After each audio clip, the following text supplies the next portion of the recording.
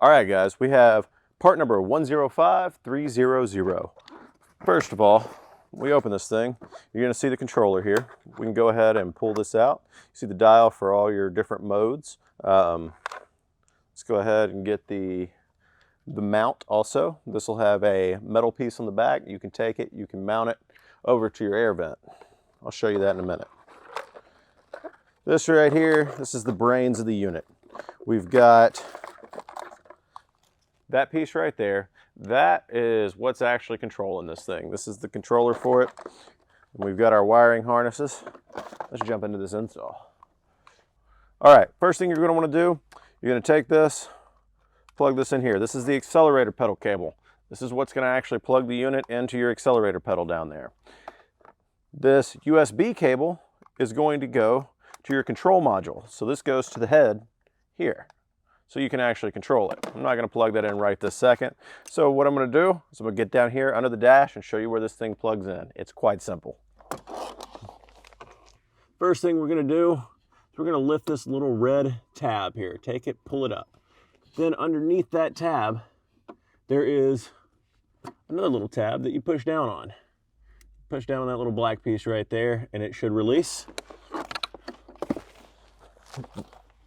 After that, we're going to get this piece right here. See this little black connector here? We're going to take that, we're going to plug it into the cable here, and then we're going to plug that plug into the throttle. And once again, clip it down with that red piece.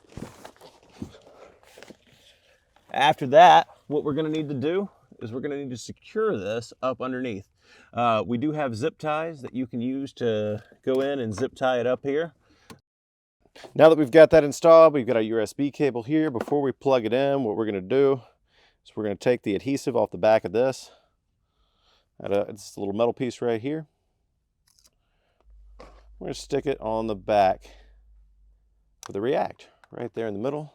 That way we can use the magnetic mount here to mount that to the vent. Take the USB, plug it into the micro USB slot, and then we're going to take this, hook it right up here. Now we're ready to go out for a test drive. This Bronco has the 2.3 liter turbo motor. It is the smaller motor that's available in the Bronco. Honestly, it moves the car decently for what it is. I was genuinely surprised that a vehicle this big can get moved around by a little tiny motor like that. Like I said, we're just taking this thing for a test drive right now. We're gonna try it out here. We've got, let's see. It's decently quick. So right now this is in stock. Like I said, there's a lot of travel in the pedal before you get anything out of it. What I'm going to do at this point is I'm going to take it, I'm going to press the button here. We're going to swap over to street mode.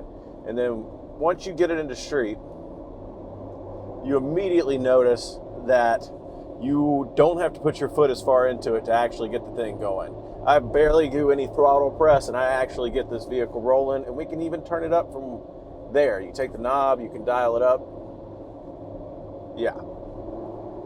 Yeah, absolutely. It is. It's definitely different there. It makes a world of difference on these newer vehicles, especially. Like I said, they do tend to delay that throttle and feel a little laggy. But anyway, and you may hear some road noise right now. We got the soft top on this thing, and it's rolling on 35s. All right, so here's what we're gonna do. Say you're going along and you want to improve your fuel economy. You can turn it over to fuel economy mode. In fuel economy mode, you immediately notice a delay.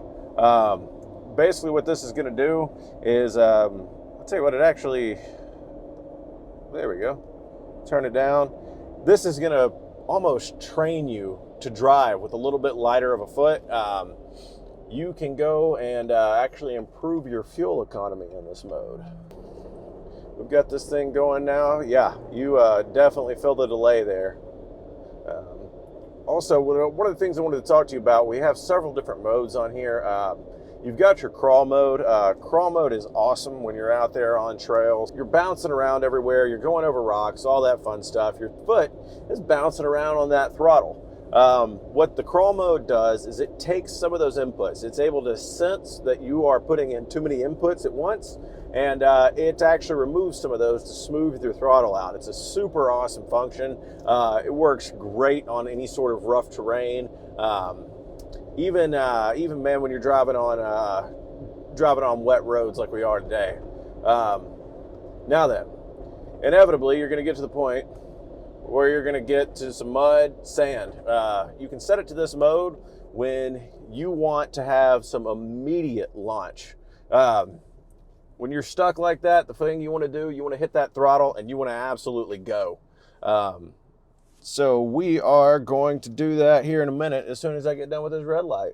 All right. Yeah, you have your dial settings right here. You can take this thing, you can dial it in any way that you want it. Also, if you want to, one of the things that you can do is you can go on to hypertech.com. You can actually create your own throttle curves on this thing. You can go in, you can set it up however you want. Say you bought the one for off-road right here. You can actually set that up like the street model. But anyway, yeah, this is with a light throttle press. In mud and sand mode, I get rolling, get moving quick. That's what we tried to accomplish there. We wanted you to be able to hit that throttle, get that nice bit of horsepower, and get out of there.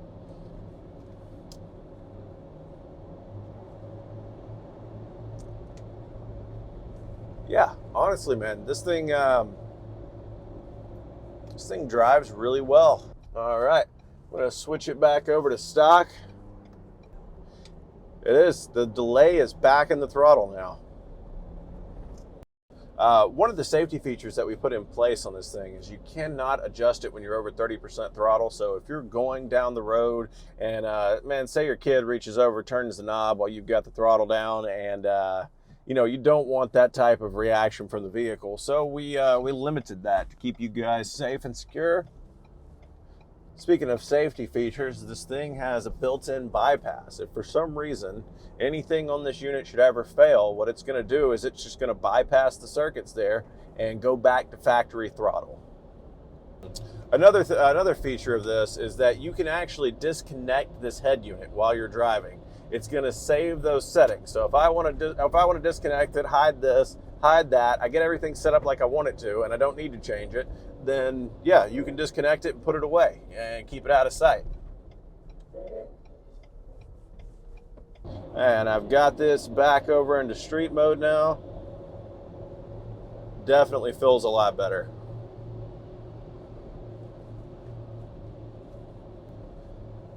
If I had this thing and this were my personal vehicle, I would probably set it to street, turn it down to the default setting right there. There we go.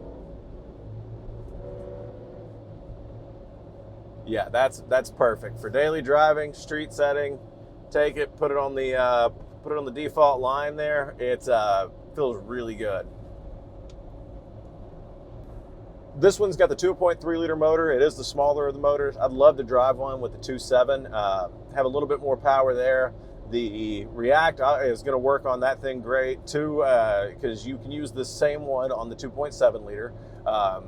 Part 105-300. It's going to work great for both models because of all the adjustability that you've got with it. You can literally set this thing up however you want it.